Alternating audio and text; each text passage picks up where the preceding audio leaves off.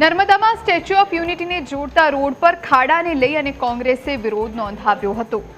નાંદોદ તાલુકા કોંગ્રેસ સમિતિએ દેખાવો કર્યા। પૂર્વ ધારાસભ્ય પીડી વસાવાની આગેવાનીમાં તાલુકા પ્રમુખ મુકેશ વસાવા સહિત કાર્યકર્તાઓ વિરોધમાં જોડાયા। કોંગ્રેસે કહ્યું હતું કે દર વર્ષે કરોડોના ખર્ચે રસ્તાઓ બનાવવામાં આવે છે, જે વરસાદમાં ધોવાઈ જાય છે, તો લાંબો સમય સુધી ટકે તેવા રસ્તાઓ કેમ નથી બનાવવામાં આવતા તેવા પણ સવાલો કર્યા। એ રાજપીપળાથી સ્ટેચ્યુ ઓફ યુનિટીને જોડતો રસ્તો એટલી બદતર હાલતમાં, એટલી ખરાબ હાલતમાં છે કે સામાન્ય માણસ તો નહીં, પણ 4 વ્હીલ તો તમે કેવી રીતે જાઓ?